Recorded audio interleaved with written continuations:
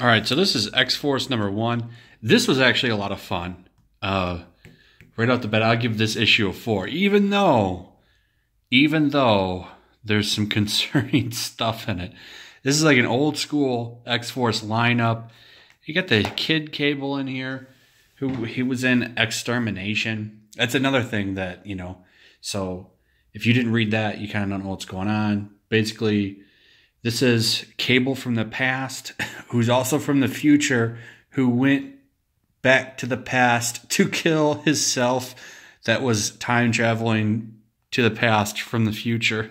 It's weird, but basically he killed himself, and now Cable is teenage Cable or something. I'm not sure, but either way, like, he's pretty good in this book. This book was a lot of fun. I had a really good time reading this book, I'm going to be honest.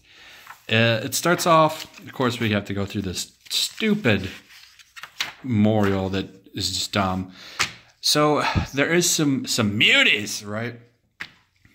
Of course, but it's done well. Like, so we start off, we're in a Transia, and they're kind of like a refugee place. Yep, that's right. They're a refugee country for mutants.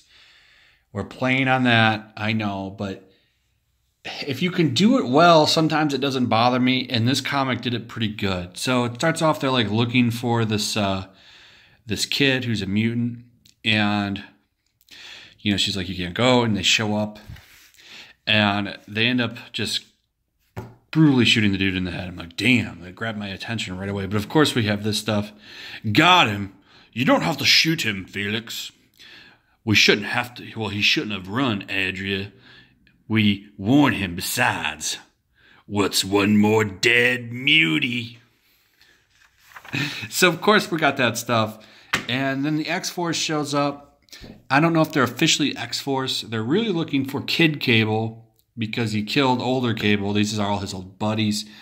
And there's a picture of him working with the anti-terrorist, like the anti-mutant group, who he was working for info. But she, you know, we of course get some preachy stuff where she's, you know, like, you know, look, I get it. You hate mutants. You think that we're doing all sorts of bad stuff, killing people and blowing Times Square over and over. Most mutants are good. People like the X-Men, they're trying to make society a better place. They dedicated themselves to saving lives. We, however, are not those mutants. We're the mutants you're terrified of. I thought that was actually kind of cool, because she's like laying down the law, like, look, we'll kill you. And I was okay. But what I really liked was Cable's introduction in this book. He shows up like Matrix style. He goes into this place. You see him just kind of walk in, and he just starts popping people and killing them.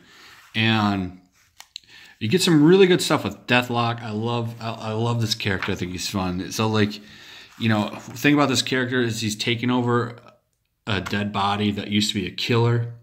And he's like a psycho killer, so he can't control him. So like the whole time he's like screaming this, I'm going to kill you, I'm going to peel your face off stuff. And the rest of the book is just a lot of like action of them just kind of taking out these armies, like this little like army that's like trying to kill him. And then X-Force shows up and works with them. We also get like some, so this was the president that was working to like protect the mutants, and this is the military guy. And he ends up blowing the guy's head off and blaming the mutants that show up. So Cable and the X-Force kind of get blamed for it.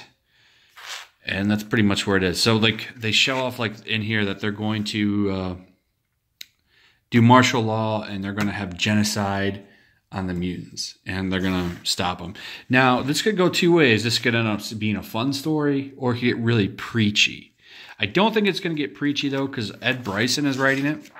And he is doing that Old Man Logan story, which is really good.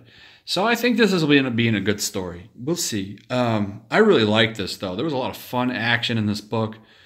And I had a good time reading it, which, you know, is rare in itself these days. So I would say definitely check it out. I liked it quite a bit.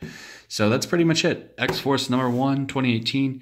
Check out the links in my description. I linked to my Stream Me, and my Patreon. Throw a like up, subscribe, hit the notification bell, all that good stuff, and I'll see you guys on the next one.